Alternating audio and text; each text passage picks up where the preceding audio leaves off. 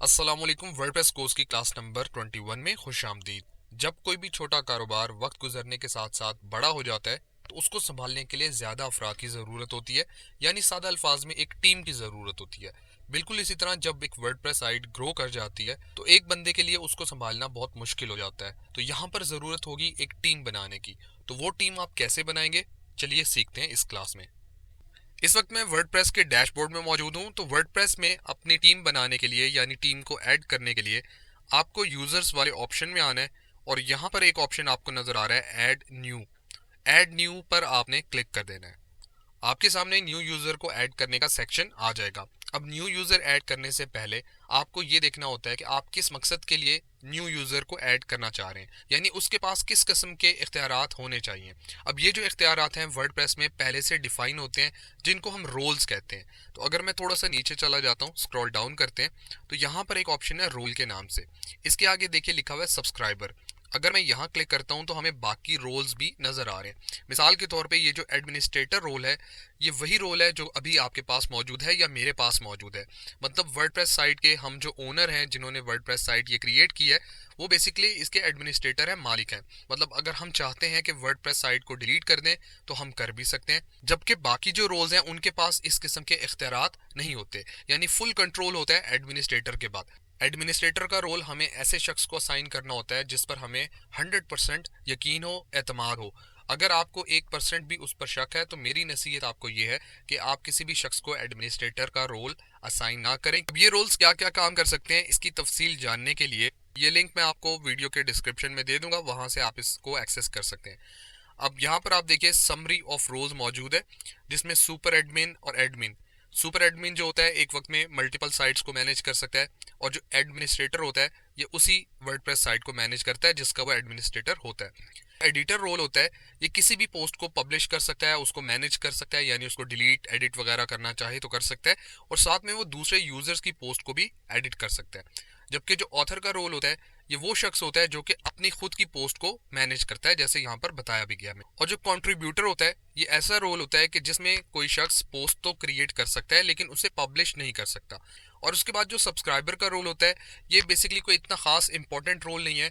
हमारे जो WordPress site होती है उसके जो विजिटर्स होते हैं या ब्लॉग रीडर्स होते हैं, ये हम उनको असाइन कर सकते हैं ताकि वो अपनी एक प्रोफाइल क्रिएट कर लें। रोल्स की मजीद डिटेल जानना चाहते हैं तो आप इसी पेज में स्क्रॉल डाउन करेंगे तो आपको तमाम रोल्स के जो इख्तियारात हैं वो लिस्ट की फॉर्म में नजर आ जाएंगे, जिनको आप पढ़ सकते हैं। तो चलिए सीखते हैं कि हम एक नया यूजर या जो रोल है वो कैसे असाइन करेंगे। फर्स्ट थिंग यहाँ पर है यूजर नेम, जो कि रिक्वायर्ड है, आपको मस्ट यहाँ पर ऐड करना है। फॉर एग्जांपल मैं एक कंट्रीब्यूटर ऐड करना चाहता हूँ तो मैं उसको एक यूजर नेम असाइन कर देता हूँ। यूजर नेम आप कोई भी असाइन कर सकते हैं, वो आपकी मर्जी के ऊपर डिपेंड करता है। तो यहाँ मैंने एक यूजर नेम असाइन कर दिया कंट्रीब्यूटर 1। अगले स्टेप में हमें ईमेल रिक्वायर्ड है, हमें उस यूजर का ईमेल यहाँ पर ऐड करना होगा। ये मैं लास्ट स्टेप में करूंगा, अभी मैं इसको खाली छोड़ रहा हूँ।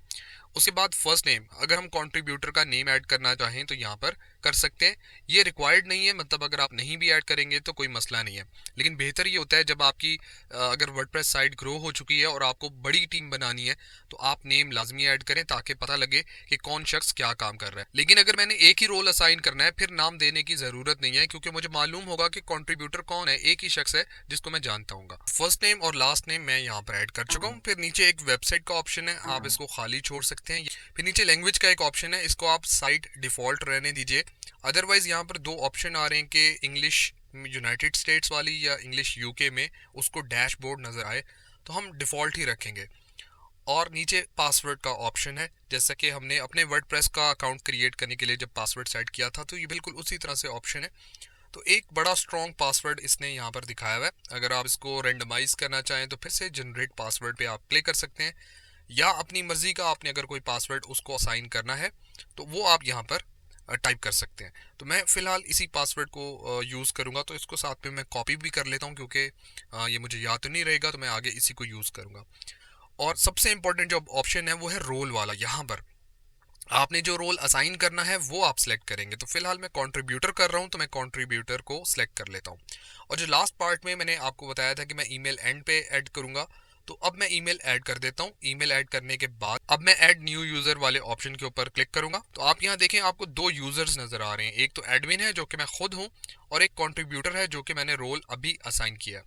आप देखिए यहाँ पर हम अगर इस रोल को डिलीट करना चाहें तो डिलीट भी कर सकते हैं, या अगर हम इसमें कोई तब्दीली करना चाहें, फॉर एग्जांपल कंट्रीब्यूटर को हमने एडमिनिस्ट्रेटर बनाना है, तो हम एडिट वाले ऑप्शन पे जाकर इसको एडिट भी कर सकते हैं। अब जो मैंने नाम असाइन किया था देखिए यहाँ पर नज़र आ रहा है, इस तरफ हमें ईमेल नज़र आ रहे हैं और इस तरफ रोल में हमें रोल नज़र आ रहा है कि कौन सा रोल असाइन हुआ हुआ है, क्योंकि ये तो यूज़र नेम है, हम कुछ भी दे सकते हैं, बट यहाँ पर इसका पर्टिकुलर रोल नज़र आ रहा है। अब हम इस रोल से लॉगिन करेंगे अपने इस वर्डप्रेस साइट के अंदर। तो चलिए देखिए कैसे होगा।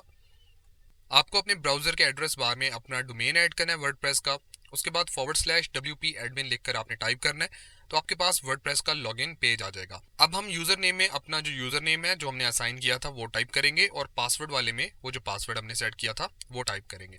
इसके बाद हमें लॉगिन करना है। तो लॉगिन करने के बाद ये सक्सेसफुली लॉगिन हो जाएगा। इस वक्त मैं कंट्रीब्यूटर के रोल से लॉगिन हो चुका हूँ अपनी वर्डप्रेस साइट के डैशबोर्ड में। तो आप यहाँ पर देख रहे हैं कितना सिंपल सा डैशबोर्ड है, इसमें इतने ज़्यादा इख्तियारात हमारे पास है ही नहीं। सिर्फ हम पोस्ट को मैनेज कर सकते हैं, और वो भी हम अपनी ही पोस्ट को ऐड कर सकते हैं, पब्लिश नहीं कर सकते इस रोल से। कमेंट्स वगैरह को मैनेज किया जा सकता है, और प्रोफाइल को अपडेट कर सकते हैं, और लास्ट में टूल्स दिए गए हैं। तो आपको बात क्लियर हुई किस तरीके से हम रोल्स को ऐड करेंगे अपनी वर्डप्रेस साइट में, और कौन कौन से रोल्स किस मकसद के लिए इस्तेमाल होते हैं। डिटेल में पढ़ना चाहेंगे तो वो लिंक मैंने दिया हुआ है, आप वहाँ पर जाके पढ़ सकते हैं।